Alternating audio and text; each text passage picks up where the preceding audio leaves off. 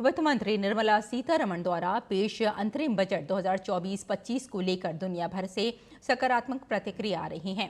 कृषि स्टार्टअप उद्यमी और ब्रिटेन में रहने वाले प्रवासी भारतीय देवेंद्र त्यागी ने अंतरिम बजट की तारीफ करते हुए इसे किसानों के हित में बताया है। बजट के लिए किए गए प्रावधानों पर हमारे संवाददाता ओपी यादव ने बात की देवेंद्र त्यागी से। वित्त मंत्री निर्मला सीतारमण ने साल 2024-25 का आम बजट पेश कर दिया है। इस बजट में देश के गांव, गरीब और किसानों के साथ साथ कई तरह की सहूलियतें तो दी गई है, साथ ही साथ प्रवासी भारतीयों के लिए भी कई तरह की सौगातें इसमें दी गई है। अभी इसी विषय पर बात करने के लिए हमारे साथ मौजूद है प्रवासी भारतीय देव त्यागी। प्रधानमंत्री जी हर बार जब भी बजट आता है कुछ न कुछ देश को सौगात देते हैं, इस बार के बजट पर आप प्रतिक्रिया क्या देंगे? मैं भी एक किसान परिवार से हूं और लास्ट 25 ईयर से बाहर रह रहा हूं, लेकिन मैं हिंदुस्तान से बहुत ज़्यादा जुड़ा हुआ हूं। मैं तो ये कहूँगा, आज हर एक किसान के जो बच्चे थे पहले विदेश नहीं जाते थे, उन्हें सुविधाएं नहीं मिलती थी, लोन की सुविधाएं नहीं मिलती थी, बैंक वाले लोन नहीं देते थे किसानों को। जब से हमारे देश के prime minister Narendra Modi ji, Bharatiya Janata party और वित्त मंत्री सीतारमण जी ने ऐसी योजनाएं लाई हैं जो किसानों के बच्चों को भी एजुकेशन लोन मिलता है, वो विदेशों में अपनी पढ़ाई कर सकते हैं और विदेशों में जा भी रहे हैं। आज जो देश का किसान है वो भी एक तरह से मतलब वो व्यापार से जुड़ चुका है, बिजनेस की बातें सोचते हैं किसान भी। तो देश वाकई में तरक्की कर रहा है और मैं जो देख रहा हूँ ये पूरे वर्ल्ड में एक भारत का नाम हो रहा है, तो बड़ी खुशी मिलती है। भारत सरकार ने जो प्रवासी भारतीय हैं उनके लिए भी कई तरह की सुविधाएं दी है, वीज़ा सुविधा के अलावा और भी कई तरह की सहूलियतें दी है, जिससे सिंगल विंडो सिस्टम वहाँ और आने जाने और यहाँ रहने वाले व्यक्तियों को दूसरे देशों में कारोबार करने के बाद जब आना चाहे तो कई तरह की सौगातें मिलती हैं।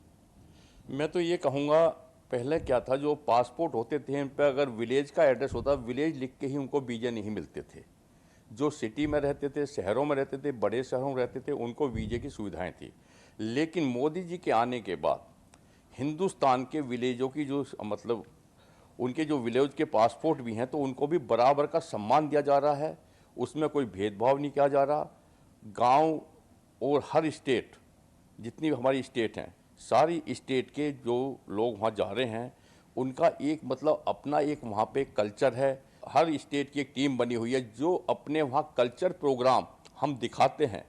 अब भगवान राम का देखिए, मंदिर था, यहाँ तो हुआ ही था मतलब यहाँ पूजा पाठ होती, लेकिन पूरे वर्ल्ड में जितने मंदिर थे, जहाँ भी मंदिर थे, भगवान राम का इतना बड़ा मतलब वहाँ पे इतना बढ़ चढ़ के लोगों ने हिस्सा लिया, इतना वहाँ पे जश्न मनाया, इतनी पूजा पाठें कीर्तन कर रहे हैं, हवन किए हैं। वहाँ पर राम मंदिर साउथ हॉल के अंदर 12 बजे हमने खाना स्टार्ट किया था और रात के 10 बजे तक वहाँ पे क्यों नहीं छुटी थी। उसी दिन 22 तारीख को एक साउथ हॉल राम मंदिर में वहाँ की जो गवर्नमेंट है, लॉर्ड रमी साहब ने भी बोला था, कई लॉर्ड्स हैं अपने हिंदुस्तान के, वो भी हमारी बहुत हेल्प करते हैं।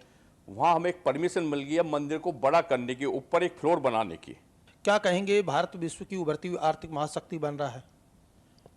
अभी आपको हमारे लॉर्ड साहब ने बताया था, अभी हम 5वीं इकोनॉमी है वर्ल्ड की और हमारे देश के प्राइम मिनिस्टर जी ने गारंटी, जिसे कहते हैं गारंटी के लिए, गारंटी है 100%, हम 3rd इकोनॉमी बनने जा रहे हैं।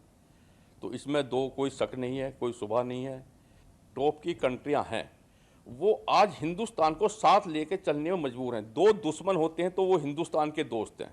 तो ये थे प्रवासी भारतीय के त्यागी, जिनका मानना है कि प्रधानमंत्री नरेंद्र मोदी के करिश्माई व्यक्तित्व की वजह से न केवल आम बजट में किए गए प्रावधानों से देश की अर्थव्यवस्था में इजाफा होगा, बल्कि भारत दुनिया की उभरती वैश्विक आर्थिक महाशक्ति बनने की ओर अग्रसर भी होगा। ओपी यादव, अमृतसर।